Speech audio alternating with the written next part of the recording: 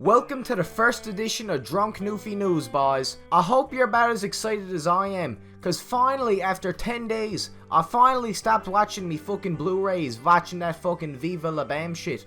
I'm finally back to get half buzzed off of a 2-4 and go nuts on me bullet points. Now, I probably says this about every video, but I'm not gonna waste any more of your time. I ain't got the patience, me buddies. Like, this is really dragging me out. I'm sick of looking at my fucking Kyle Lowry poster on the wall.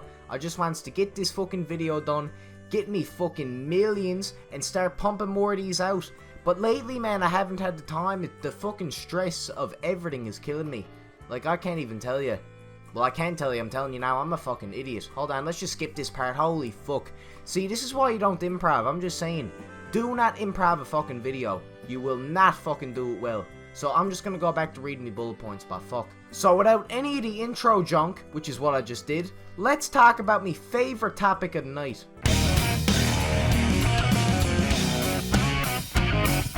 We've got some great news coming out of the best hockey club on earth. Believe it or not, the Toronto Maple Leafs finally got a player with some balls, and for dirt cheap too. A few days back, the Leafs signed Wayne Simmons to a 1-year, $1.5 million deal. The Habs offered him $2 million, but you couldn't give a player $10 million a year to play for that shitty team, so it's no surprise he turned it down. Don't get me wrong, the Leafs did have a decent team before they got Simmons. Like, I don't get all the fucking hate on the Leafs lately. Like, I think it's just Toronto media, but don't fucking ask me. But honestly, I never really thought that they were good enough for a cup like everyone else knew. No one knew they were good enough for a cup. I got so fucking hyped when they beat Columbus that one game. I made a video about it, but like still, they were not going to win the Stanley Cup whether they beat fucking Columbus or not, I'll tell you that now. They had the talent, no fucking doubt about that. But besides skill, you needs to have some balls on you. Push your buddy into the boards, drop the gloves and whoop his fucking ass up and down the rink. Just do something. And that's what I think the Leafs were missing out on a fair bit last season. Like, I know it was cut short, Aston Matthews deserved that fucking 80-point season, whatever. But like, honestly, they needed fucking grit. The last time they had grit, Matt Martin. That was like how many years ago? 3 or 4 years ago when he was with Marner. Like, fuck, man. That's a long time without anyone cutting into the boards. Like, I knows Matthews was at it. Yes, I used to watch Matthews going fucking nuts on boys, dropping the gloves and everything. But like, they needs more. They can't just have pussies getting dropped out on the ice, Nylander breaking his little face. Who gives a fuck? They needs Wayne Simmons. And with him, you got a great player who can get a fair bit of goals and push some boys around. All for a deadly price too, so there's no complaints out of me. You might be thinking to yourself that even with some added grit, the Leafs defense still sucked cock. But you'd be absolutely right, 100%. The Leafs defense has always been shit, it's like a fucking tradition. But thankfully, Kyle Dubas, my Jesus, has come to the rescue again. He signed TJ Brody to a long-term deal, like 4 years, at a half-decent price to go along with it. So to wrap it up, I want Gary Bettman to consider giving the Leafs the cup now rather than later. Not only would it save the fans a lot of time, and the NHL a lot of new COVID cases as well. So stop the spread, you goofballs. We don't want no COVID-19. Give Toronto the fucking cup.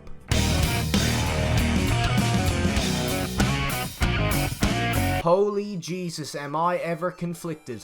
Now, I probably told you this a good 1,000 times, but I gotta make it clear once again that I might not even be a youngster. For all you knows, I'm a 40-year-old crackhead freak bumming for money near O'Reilly's. But let's say for a few minutes that I'm in high school. God fucking forbid. This must be the worst fucking place on earth, man. I could get past the losers, the sluts, and the douchebags if they were all separated. Quarantined if you wants to make it current. But when you've got all of that and more thrown at you on a daily basis, it's a miracle that I live to see the sunrise back. But the worst part of high school gotta be the bullshit you puts on every day. And I don't mean the clothes or the music, I'm talking about the personality, the fake fucking smile you has when you walk through that door. I don't know what the fuck it is with high school, but everyone suddenly got the urge to be someone they're not. The people that watch your back 1 minute and start fucking supporting you are the same ones that are shitting on your every decision the next minute. People thinks that I hates talking to groups because I'm antisocial or something, but that can't be further from the truth. I promise you I'm kind. I'm just not your kind. Seriously though, high school must corrupt your fucking mind or something. I can't understand how people can walk out of a shitty high school they were in for 4 years and honestly look back and think about all the friends they had and all the great parties they went to. If you ask me, the only friend you've got throughout high school is yourself. The buddy in your head is the only one keeping you from cracking up with it all. So treat your head with respect. Don't be losing it. And do you really want me to get started on relationships? Might as fucking well, I'm too loaded to do anything else. So I'll tell you now, I'll make a full video around Valentine's Day for a laugh. But to sum it up briefly, there's only so much you can say. I'd be willing to bet 100 of me minimum wage dollars, fast food dollars, the fuck money mafia. I'd be willing to bet all that, all on the line, coupons and all, that 3/4 of these relationships are filled with nothing besides lies, fights, and fucking cheats. Ashley Madison is outdated already. All you need is a bit of high school in you. This might make me come across as a total fucking lunatic, but to be blunt with Ali, all high school managed to do for me was lower my opinion of the two genders. Yes, there's only 2 of them, let's not get nuts. But the men are nothing but self-obsessed losers, fucking douches for the most part, who bitch and complain in a pool of their own pity. Like, poor you couldn't get your daddy's Mustang. I don't give a fuck. Go fuck yourself. I'm sick of hearing about all these entitled babies complaining about the little shit. Like, no, your dad didn't give you money for gas, or your mother didn't pay for your fucking car. Big deal. There's bigger shit going on in the world than whatever bullshit you're talking to me about. Who fucking cares, man? But also, they manipulates the misses they're with until the charade ends, which it obviously will. These high school relationships last like a month or 2 at most. And anyways, the buddy just ends up moving on to the next bimbo he comes across anyways. So there goes your big fucking lovey-dovey women's network relationship. Go ahead, on to the next one. But meanwhile, most of the women are just as bad.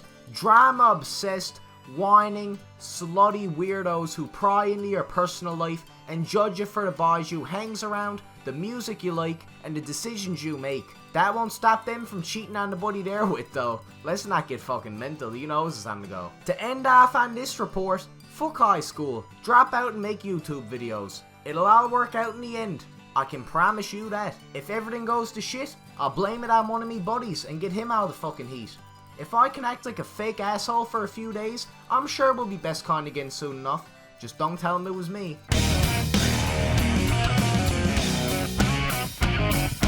Now this is definitely a cop-out. I don't even know why I had number 3, but it looks good on the numbers, so I might as well keep going with this. But anyways, I got some late-breaking news from the Confederation building. Apparently, we're still just as broke as we've ever fucking been. Holy shit, I'm shocked. I really am.